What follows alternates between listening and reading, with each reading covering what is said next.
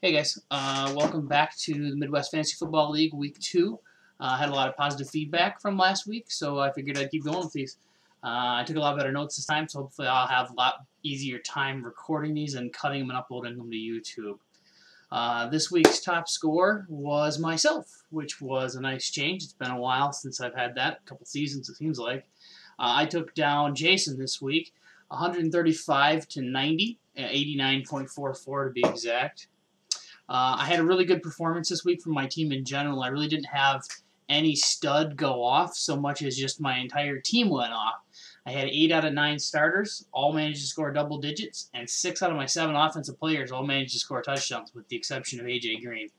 Hopefully that continues and A.J. Green sucks this week again because Cincinnati plays the Packers and I'd much rather have the Packers win. So Jason had a nice performance himself. He had 20 points from Travis Kelce this week. He was really hurt by Jacksonville's defense, scoring less than a point, though.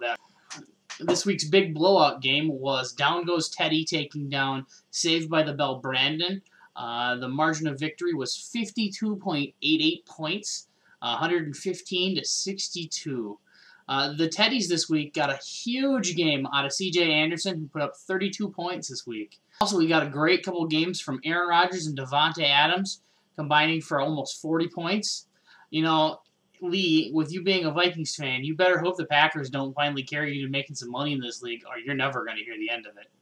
Saved by the Bell didn't have a great week this week. He only managed to have 3 players put up double digits, led by Russell Wilson putting up 15 points. The 0 that Jordy Nelson put up really hurt him, as one, the injury took him out for basically the whole game, and it led to more points for Davante Adams, who his opponent had, so that was the double whammy. This week's closest game was Tebowing 747 Nick taking down I Win Because Y'all Drafted Josh by a 1.7 point game margin. It was 112.84 to 111.14. Really close game. Tebowing was led to the victory by Devontae Freeman's big night against the Packers, unfortunately. 23 points, so a pretty good performance from them. He also got about 21 points from Jason Witten versus Denver. Well drafted got 21.2 points from Derek Carr this week, and 5 other players managed to chip in double digits game. They put up the best possible performance that they could have. They had no player on their bench that scored more points than any starter, so this was about as close as they were able to get. They were really let down by Isaiah Crowell only putting up 3.7 points. He had 37 rushing yards and no catches. I mean, a catch and 12 yards would have been enough to tie the game up. This was a matchup that really came down to the wire. Monday Night Football. Devonta Freeman managed to narrowly outpace Matt Bryant for the course of the game. Other games this week featured Pope 1.0's Awesome Possums taking down Andy's Gridiron Junkies 107 to 96. Chris's Caitlyn Jenner, which I still have no idea what you're doing with his team name. If you're just trying to make me say Caitlyn Jenner on this video, that's maybe what you're doing. I don't even know. He beat down Derek's Sensitive Nipples. I don't know if that's what you were going for, too, but hilarious. 108 to 98.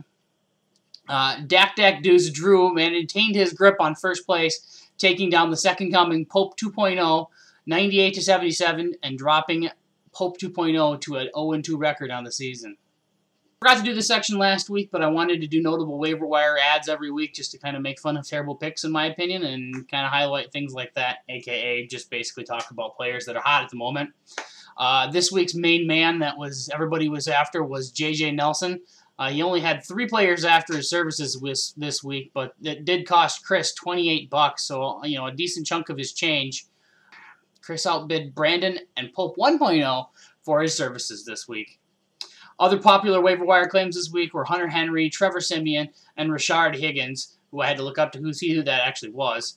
All the 3 of those guys were claimed by multiple players this week, but each guy went for $5 or less, so there's really nothing notable on those, I guess. This week's Wager Corner, no updates. No new wagers this week. This week does feature one of our matchups, and so we'll get to that next.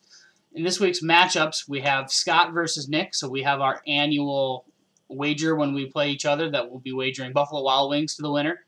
So in other games this week, will either Josh or Pope 2.0 grab their first win of the season? Will Drew and Chris manage to stay undefeated?